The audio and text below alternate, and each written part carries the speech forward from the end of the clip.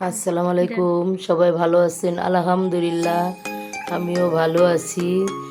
আজকের প্রথম রোজার সেহারি রান্না আমি এখন রান্না করতেছি দেশি মুরগি দিয়ে আলুর ঝোল।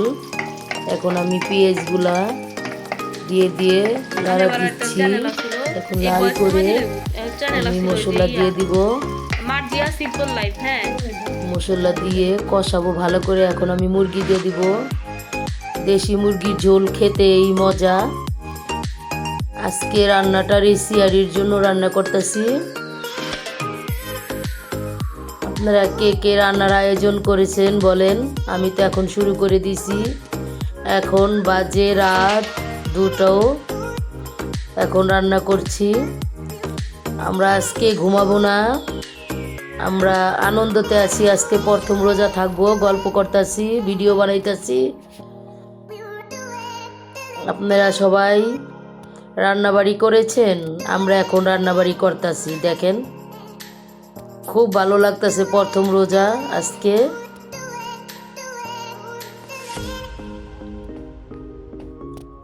রান্না আমার মুরগির মাংস। এখন জিরা দিয়েছি,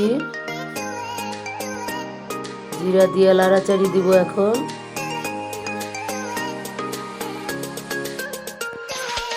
নাড়াচাড়ি দিয়ে ঝোল রেখে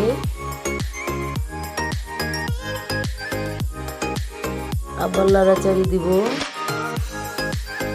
দেখেন, ভালো মতন কষাবো। ভালো মতন না কষাইলে ভালো লাগে না।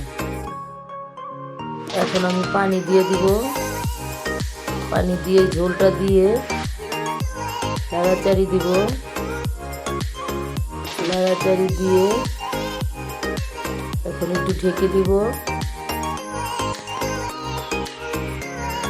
ঢেকে দিয়ে কতক্ষণ রেখে জিরা গরম মশলা দিয়ে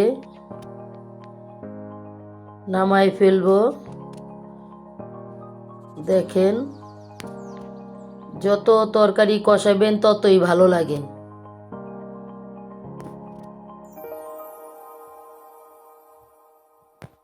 যত রান্নার মজাটাই কষানোর ভিতরে।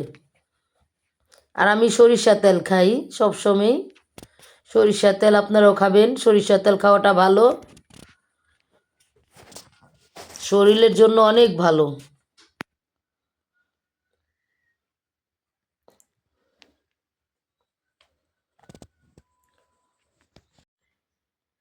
আপনারা কে কোথার থেকে দেখছেন আমার ভিডিওটা লাইক কমেন্ট শেয়ার করে দিবেন। দেখেন, আমার রান্নাটা যদি ভালো লাগে আপনারাও বাসায় ট্রাই করে খেয়ে দেখবেন। ট্রাই করে খেয়ে দেখে আমাকে বলবেন কমেন্টে। কমেন্ট করে আমাকে জানাবেন। এখন আমার কষান হয়ে গেছে।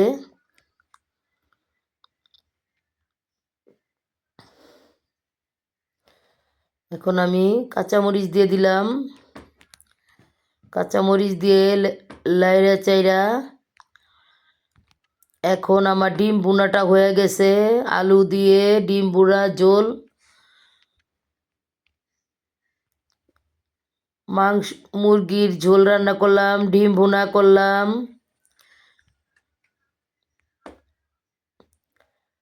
সরিষার তেল খাঁটি, এটি আমি ভাঙ্গায় আনছি। সরিষার তেলগুলা, সরিষার তেলের সব তরকারি খাইলে অনেক ভালো লাগে।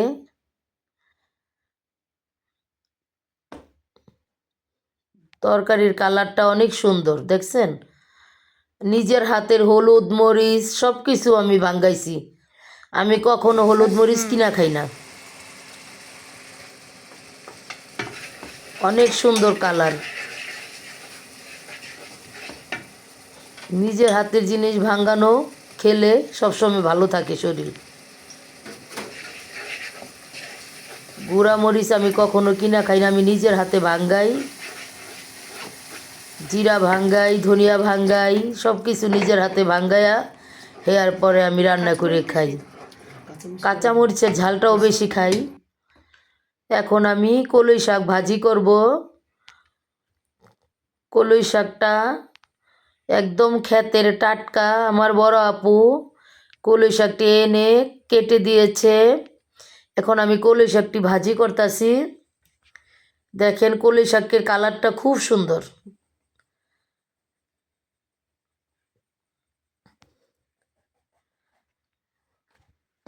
দেখছেন সরিষার তেল দেওয়ানোর সাথে সাথে বলক আইসা পড়ে। দেখেন সরিষার তেল খাওয়াটা যে কি ভালো। আপনারা সবাই সরিষার তেল খাবেন, সরিষার তেল খাইলে অনেক ভালো। সরিষার তেল পুষ্টি, গ্যাস হয় না, কোলেস্টেরল হয় না। আমি সবসময় সরিষার তেলটা খাই।